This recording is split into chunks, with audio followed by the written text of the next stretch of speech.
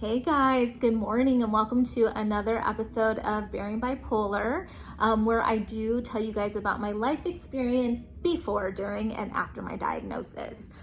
Today I wanted to talk to you about medication. So I have explained a lot that, I have mania, hypomania, depression. Like there's these cycles that you go through, where you're stable. And so maybe a lot of people would be like, okay, well, if you're getting the symptoms still, then what's the point of medication? So I had my daughter really young. I was 18 years old. When I did get diagnosed, I was like 24 or 25. And so I just wanted to make sure as a mother that I did everything, I could to make sure that, I'm as stable as I can be for her. We wanted to preserve her childhood. So, she wouldn't really see the hospitalizations. We would have her go with her dad.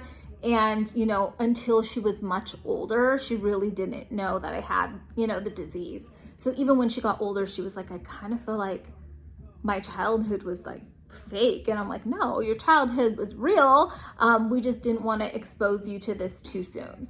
Once I started seeing that she was having like some problems, like with maintaining her emotion, a little bit of anxiety, then it was, time to help her with that, to prepare her.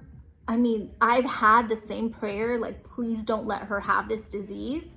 But at the same time, as a mother, I needed to make sure that, she's set up so that if she, does need to, she has all the tools to handle what comes along with that disease.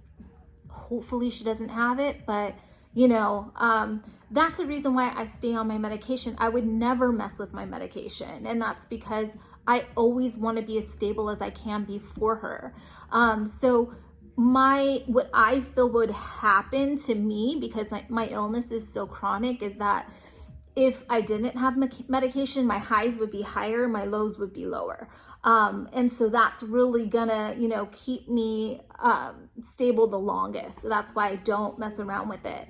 But I do get pretty personal in these videos. And the reason why I do that is painting yourself in a good light doesn't serve anybody. Only telling a half story doesn't help, researchers or neurologists or, therapists to be able to figure out this disease so that we have better medications. Maybe we find a cure, I just want to make sure that I'm giving everything I can to this.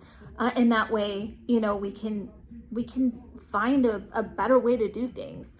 So, my dad used to always say, because, I do have times where my mind will it'll take over the medication. And my dad used to say, you've always had a thick head and you've always been a person that knows how to get what you want. And I was pretty much a chameleon growing up. I went to 4 elementaries, I went to 3 junior highs, and I went to 1 high school. So I really was a lot of the time the new girl. And so I would have to kind of just adjust to, each school that I went to.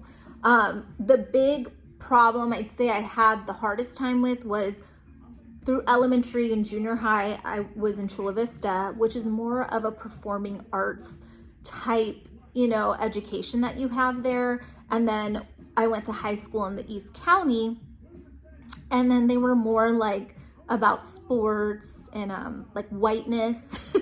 So it was not a very culturally diverse area.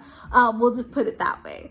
So it was rough because, growing up with my dad, I mean, he's known Joey and Bobby Ruiz since they hadn't even made tribal gear yet. So, we would go to the warehouse, we would pick out what we wanted. It became really popular in the USA and then even more popular in Japan. So again, I had like a lot of influence to music and dance ever since I was a little girl. I've always loved music and dance. Music, I always hear the beat first. I think that's why I love dance so much. Whereas my sisters all can sing, and I do think they hear the lyrics first.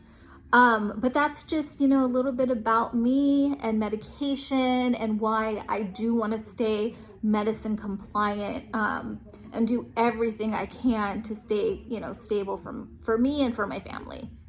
Thank you guys so much for listening to me, and have a great day. Love ya. Bye.